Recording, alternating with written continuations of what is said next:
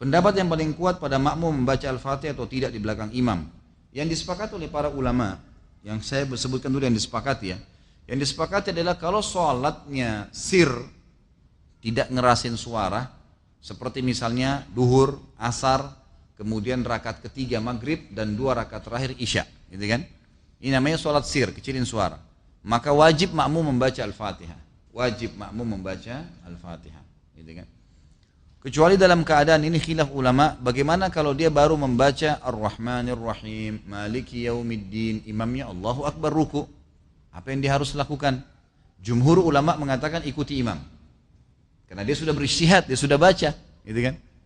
Tapi tidak selesai, sama dengan orang masbuk, baru Allahu Akbar, imamnya kita baru baca 2 Al-Fatihah sudah ruku. Apa yang harus kita lakukan? Jumhur mengatakan ruku saja. Imam Syafi'i mengatakan tidak, harus dia baca. Nggak bisa. Dan dia boleh ketinggalan untuk mengejar Al-Fatihah sampai 3 gerakan. Kalau dalam mazhab Syafi'iyah, gitu kan? 3 gerakan artinya ruku, sami Allahu hamidah, sampai sujud pertama. Nah itu dia boleh tetap menyelesaikan Al-Fatihahnya lalu dia mengejar imam.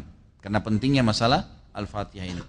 Tapi kalau sholatnya jahar, ngerasin suara, subuh, 2 rakaat pertama maghrib, gitu kan? 2 rakaat pertama isya, maka ini hukumnya jumhur mengatakan tidak ada bacaan bagi makmum. Kecuali imam memberikan jeda waktu. Beranjak daripada hadis yang sahih, bahwasanya Nabi SAW pernah mengatakan waladdallin, amin. Lalu tiba-tiba sahabat di belakang berlumba-lumba baca Al-Fatihah. Jadi ada suara bergemuruh gitu.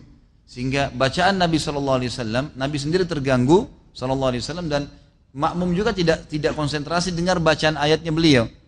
Beliau begitu salam lalu beliau mengatakan, mali unazi', kenapa tadi saya diganggu dengan bacaan kalian? Kata perawi hadisnya kalau saya tidak salah Abdullah bin Umar radhiyallahu anhu berkata, mulai semenjak itu saya tidak pernah lagi membaca Al-Fatihah di belakang Nabi SAW kalau sholatnya jahar, kalau sholatnya ngerasin suara gitu. Ulama-ulama seperti Imam Syafi'i rahimahullah melihat bahwasanya orang yang membaca Al-Fatihah baik sholatnya jahar, kerasin suara atau sir, itu wajib. Beranjak daripada hadis Nabi SAW yang berbunyi, tidak ada sholat bagi orang yang tidak membaca Al-Fatihah. Maka beliau tidak membedakan antara sholat berjamaah atau sholat sendiri. Ya, kalau sholat sendiri mutlak harus baca ya, tidak boleh sama sekali tinggalkan Al-Fatihah. Batal sholatnya kalau tinggalkan Al-Fatihah. Kalau sholat berjamaah, sebagaimana saya sebutkan tadi, khilaf diantara ulama itu. Imam Syafi'i semuanya, mau sholatnya jahar atau sir, semuanya harus membaca Al-Fatihah.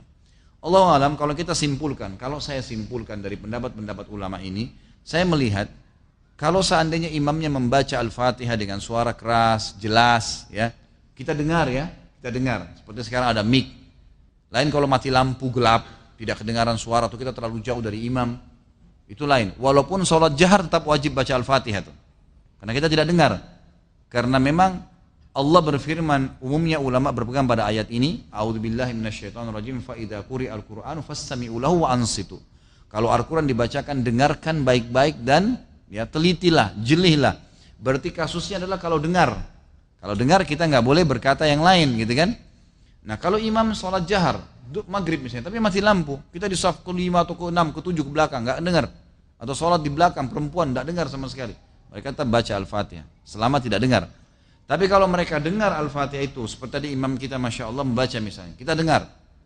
Dan pada saat mengatakan waladdallin, kemudian semua mengatakan amin. Begitu selesai amin, imamnya baca langsung surah.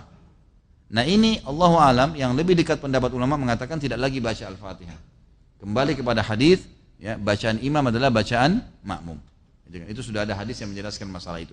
Tapi kalau imamnya jeli dan dia lebih faham masalah fikih menjadi imam, adalah setelah waladdallin amin, imamnya diam jeda 7 ayat Al-Fatihah. Maka pada saat itu makmum silakan baca, gitu kan? Dia membacanya. Jadi ini tinggal tergantung bagaimana kondisi imam memberikan dia kesempatan. Allahu a'lam. Alhamdulillahi rabbil alamin.